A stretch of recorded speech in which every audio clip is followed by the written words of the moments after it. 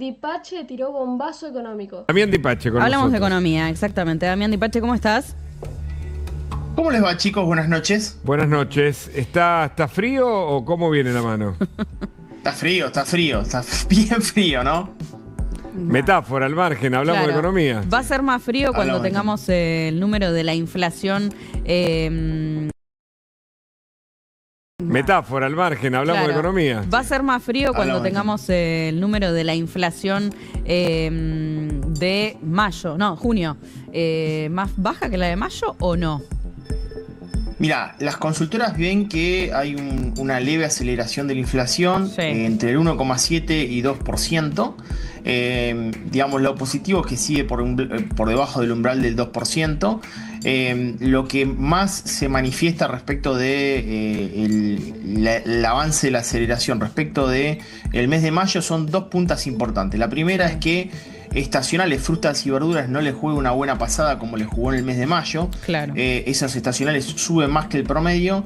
Y servicios regulados y servicios privados de la economía, educación, comunicaciones, transporte también subió. Bueno, Claro, pujan todo por eso acelera en junio. acelera el nivel de la inflación para el mes de junio, ¿no? Ese es un poco el arco de perspectiva de las consultoras privadas. Bien. Bueno, y entonces, ¿cómo sigue la actividad económica a partir de estos datos de estabilidad? O de mayor Mirá, estabilidad. Vieron que el INDEC informó cuánto creció el PBI en el primer trimestre del año. Lo que más llamó la atención ahí fue el crecimiento del consumo privado, del casi un 12% lo que creció el consumo privado, un consumo privado que crece fuertemente. ¿Qué hay que detallar respecto del crecimiento del consumo privado? Bueno, que efectivamente fue el primer trimestre del año, que traccionó fuertemente el consumo. Creo que el crédito le dio un impulso muy, pero muy grande el primer trimestre. Yo diría que son tres factores: desaceleración de la inflación, leve recuperación del poder del salario, aparición del crédito y no menor el blanqueo. El blanqueo parte en esa primera etapa del primer trimestre del 2025, se dispuso para bienes durables, motorizó muchos sectores de consumo, patentamiento de autos, escrituras, artículos para el hogar, electrodomésticos, incluso las jornadas de comercio electrónico estuvieron al alza, con fuerte intensidad competitiva en el canal, con descuentos y financiamientos. Creo que ahí están un poco los motores que hicieron que el consumo privado crezca, ¿no? Claro. El ministro Luis Caputo habló en las Sí. últimas horas sobre estos números que se vienen hablando, ¿no? Justamente sobre la balanza fiscal, etcétera. Di una explicación que quiero compartir con vos y quiero que después justamente lo analicemos. Esto decía el ministro. Si a alguno le parece que está barato, como decimos, puede ir y comprar. Está en todo su derecho, lo puede hacer, no hay ningún problema. Pero el dólar flota y el déficit de cuenta corriente es absolutamente esperable y razonable para un país que estaba totalmente descapitalizado, donde la inversión está creciendo al 31,8%. Obviamente que iba a pasar esto. El nivel del déficit es absolutamente razonable y yo le diría hasta sano para una economía que está creciendo al 6%. Pero el segundo punto es que ese déficit de cuenta corriente ya no financia más déficit del sector público, es déficit privado. ¿Qué Bien. significa esto que dice? ¿Es bueno para la salud de la economía? ¿Por qué? Bueno, dos puntos. Primero me meto en la primera parte de decir, Sí. bueno, el que quiere comprar el dólar lo puede comprar. Sí. La realidad que no solamente es así, sino que los argentinos compraron durante el mes de mayo casi 2.000 millones de dólares. Eso ya, digamos, con apertura del cepo fueron Esto para 2.262. personas físicas, digamos. Para personas físicas, exactamente. En el mes de abril, que en realidad fue un mes donde tuvimos parcialmente la apertura del cepo para personas físicas, se compraron 2.048 millones. Así que traducimos a datos lo que dice el ministro de Economía. Es así, el mercado funcionó sin restricciones, personas jurídicas accedieron al mercado cambiario e incluso subieron los gastos con tarjeta en moneda extranjera.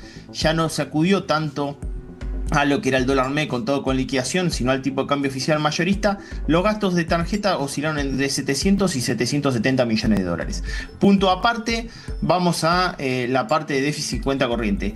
Hay una parte que dice el ministro de Economía, bueno, esto es saludable porque indica que la economía viene creciendo. Es real que por cada punto que crece la economía, más o menos se necesitan 3 de importación, por lo cual efectivamente es bueno porque se está demandando más bienes de capital, más insumos para que esa economía traccione.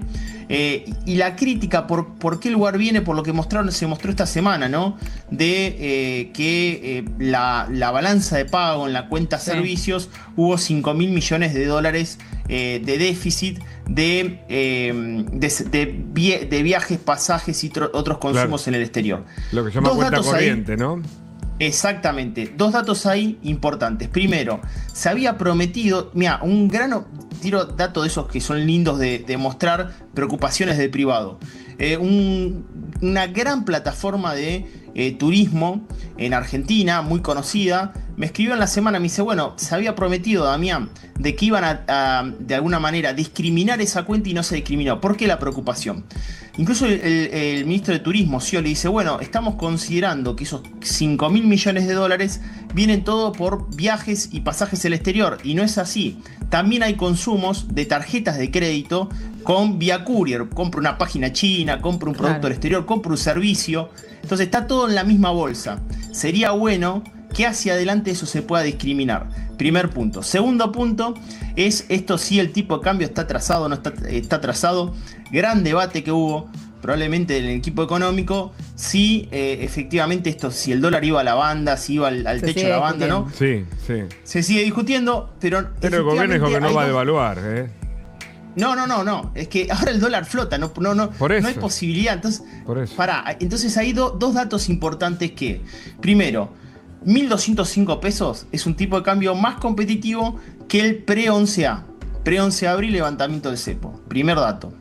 ¿Es un tipo de cambio real competitivo? No, probablemente no sea el tipo de cambio real competitivo más importante. Por eso estamos teniendo tanta demanda de quizás gastos en el exterior. Pero la otra situación, que hubo un cambio ahí, es que el viernes pasado, por primera vez, Banco Central de la República Argentina efectivamente adquiere reservas por 200 millones de dólares. Por lo cual parecería ser también que hay un cambio respecto de esto que no se iba a comprar dentro de la banda, claro. ¿Recuerdan, no?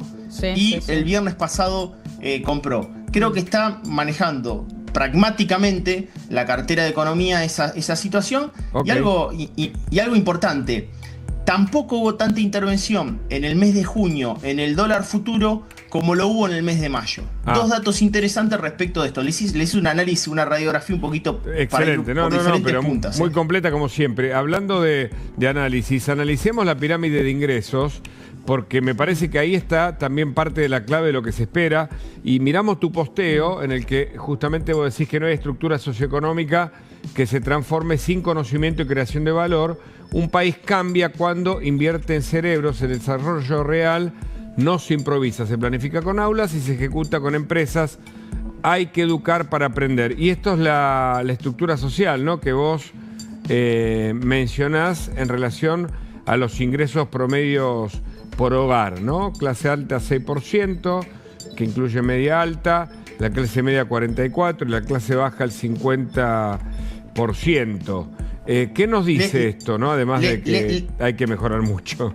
Esto es segundo trimestre del 2025, leamos los datos de Moyer, es la consultora que publica esto. 19% de los hogares en Argentina tienen ingresos por 585.000 pesos, 31% de los hogares ingresos por 120.000 pesos, 26% de los hogares, que sería clase media baja, ingresos por 1.564.000 pesos hogar, son unos 1.346 dólares. Lo que se considera clase media, ya pasando casi a media alta, 3.122.000 pesos, y ya después vas a BC1, clase media alta, ¿no? Entre 9 y 20 millones de pesos. El ingreso es fuerte esta pirámide. Es el hijo de un proceso estructural de la economía. ¿De qué es? Es producto de un proceso que arranca en el ahorro, que se convierta en inversión, que convierta en producción, y que genere riqueza para distribuir un mejor nivel de ingreso. Eso en Argentina arranca muy lentamente, pero en ese proceso, el proceso desinflacionario genera tensiones en el nivel de ingreso, en ese proceso, en esa maquinaria. Primero, la inversión podría crecer más de lo que está creciendo.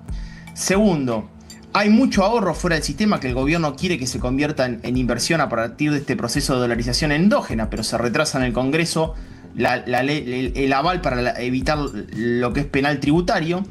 Y hay un dato no menor que tiene que ver con esto que les digo yo. ¿Qué pasa con la restricción del ingreso? La corrección de precios relativos hace que por ahí los servicios, y le estoy hablando más a la clase media, esté empujando con estos niveles de ingreso. Claro. O sea, vos tenés que... mira, hay un buen dato de Stico, de Daniel Stico ayer en Infobae, muy interesante para que vean cuál es la estructura del presupuesto de gasto familiar. Y ves que en el acumulado de la gestión Milei, creo que los servicios habían subido 376% frente a bienes 186%. Claro. No recuerdo bien, pero claro, y ahí está la proporciones. Ahí está la atención. Claro, los servicios suben mucho más. Me quedó de memoria el dato que entre 1,5 millones y 3 millones sos clase media. Ese me quedó bien clarito porque es bien fácil de memorizar, ¿no? Para también entender cuál es la franja mayor, sí. ¿No? No, y hay un dato también, digo, en cuanto a ingresos, hay que entender que para que esto mejore también es como que hay una estructura de fondo que tiene que mejorar, porque vos pensás... Inversiones, producción, y aparte, etcétera. A ver, porque lo que vienen planteando también los números que plantea el gobierno es que vienen mejorando, que los salarios le vienen ganando a la inflación, pero claro, eso es cuando vos hablás de gente que trabaja tal vez en relación de dependencia, en blanco, qué sé yo, lamentablemente en la Argentina hay una gran proporción de empleo informal. Para que mejore ese empleo, que sea de mayor calidad, que no sea más informal, etcétera, tienen que mejorar antes también un montón de otras cosas que son reformas de fondo. Entonces es un círculo, ¿viste? Que es tremendo, Dami. Hoy, ¿sabés qué hoy me hizo pensar mucho? También en entrevista le hicieron a Nicolás Gadano de Empiria, y él dice, ojo que ya la tasa de desempleo no es un indicador tan importante para ver el nivel, digamos, de lo que está pasando en la calle en materia de empleo, porque tenemos muchos más gente que se ocupa.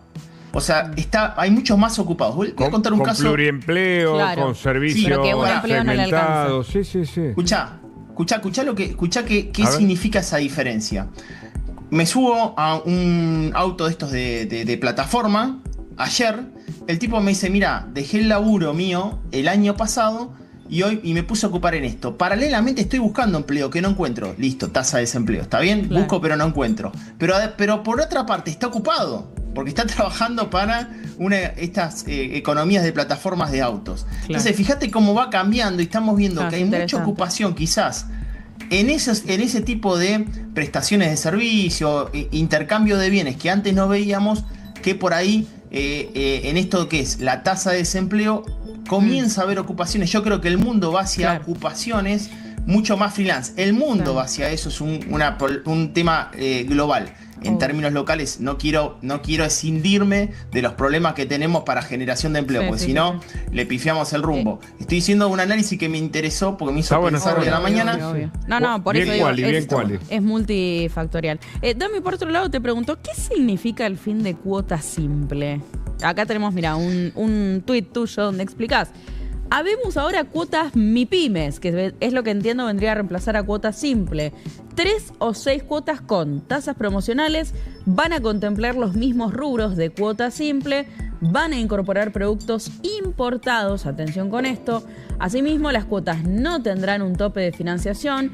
Detalles de cómo hacer y para qué se pueden sumar comercios, prestadores de servicios, industria, entre otros, para financiamiento. Y ahí dejas, bueno, el detalle. ¿Me lo contás exactamente cuáles son esos detalles? Bueno, el cuota simple estamos en 29 de junio, hasta mañana podés comprar con cuota simple. Está presente el cuota simple. Finaliza, el gobierno sostiene que ya el programa, digamos, de subsidio de tasa tiene que desaparecer, tiene que ser un acuerdo entre privados. Entonces, se genera este plan que es hasta a través de uno de los procesadores de pago de tarjetas de crédito y plataformas dentro del comercio y la Confederación Argentina de la Mediana Empresa, y se lanza este programa de cuotas MIPYMES, que va a tener una tasa promocional. ¿Qué sería una tasa promocional? Bueno, si el cuota simple era una tasa del 48% y la tasa de mercado está en el orden del 70%, probablemente tengamos una tasa intermedia. Bienvenido sea. Todavía parecería ser que es una tasa elevada para la proyección de la inflación futura, claro, pero financia el consumo. Y un dato no menor es que también tenés que con ese cuota MIPYME probablemente venga atado a algún tipo de descuento. El mercado está muy competitivo, financiar hoy el consumo es importante, si viene atado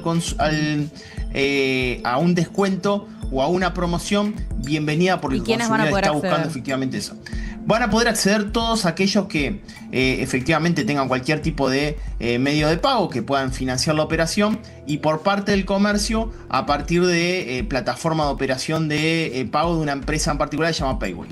Bueno, a partir de lo que dijiste me surge la duda sobre la tasa crediticia, que es clave para que una economía arranque, ¿no? Los créditos, que los bancos mejoren sus tasas, y acá vos pones préstamo, ojo, con validar,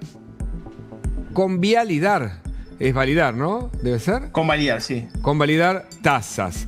Hay riesgo de desincronización, quedamos atrapados entre tasa de interés elevada, heredada del pasado inflacionario, muy bien esto, y un ingreso futuro que crece menos, perdiendo capacidad de repago. Muchos tomaron o toman crédito a estas tasas. Inflación proyectada, y esto es clave, 20% en los próximos meses. CFT 121% es una doble Nelson, ¿no? Que es el crédito viejo del ancho Rubén Peuchele. Muy bueno. Esto es generacional, o sea, muchos jóvenes, los veinteañeros, no saben quién fue el ancho Rubén Peuchele, pero está muy bien. El concepto es, son unos vivos, ¿no? Algunos sectores. Te cobran la tasa con la inflación, ¿no? Con casi la IPRE que teníamos, ¿no? Con la actual. Bueno, sí, hay una mezcla de todo. Es muy importante este punto. Ayúdenme a analizarlo, televidentes, entren en esto. Si sos una pyme, entren en esto. Esto que hablo yo del riesgo de desincronización, ¿qué está pasando? Se produce cuando quedás atrapado en una tasa de interés elevada heredado del pasado inflacionario, pero con un ingreso futuro que crece menos que ese nivel de tasa. Porque tu nivel de ingreso, ¿a cuánto va a ir? Y va a ir al valor de la inflación, al nivel de la inflación. Si vos estás pagando una tasa del 80 con un costo financiero total que se va al 110 y la inflación va al 20, bueno, vas a perder mucha capacidad de repago del crédito que estás tomando. Entonces, ¿qué se produce? Lo que llaman endeudamiento regresivo, que ya que vos tomás un crédito que en un entorno de inflación alta se vuelve regresivo cuando la inflación baja y los ingresos no acompañan. Entonces ahí tenemos un lío importante entre la tasa que estás tomando y tu ingreso futuro. Claro. Y un dato no menor, mucha gente se mete en esto, Agus. ¿Por qué? Porque acostumbramos al consumidor durante mucho tiempo a lo que fue el subsidio inflacionario.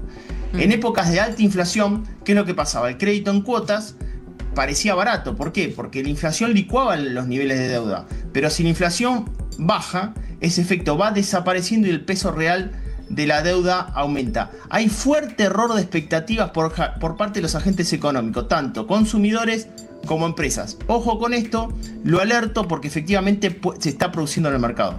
Bueno, importante. Y los bancos tienen que tomar nota, ¿no? Breve te pido la respuesta. Bueno, ¿qué pasa? El gobierno, primero, no está modificando la política de encaje y los bancos están compitiendo por los niveles de tasas. ¿Cuál es la materia prima de un banco? Los pesos. Hay pesos, cada vez hay menos. Entonces están compitiendo frente a un cliente con un movimiento de pesos en el mercado muy exiguo y bueno, se está dando esta situación. Pero yo digo, hay hacia adelante Argentina. Y es más, te digo, el crédito al sector privado que venía creciendo al 3,8% del producto, o sea, un nivel muy alto. En el mes de junio bajó un poquito. Sin embargo, obviamente estamos con el gobierno de Milei en la democracia. En sus primeros años de gobierno fue el que más otorgó, o sea, crédito al sector privado respecto al producto, pero se está ralentizando un poquitito en los últimos 2 meses, te digo. Correcto. Si bancás a Javier Milei, suscríbete, dale like y compartí.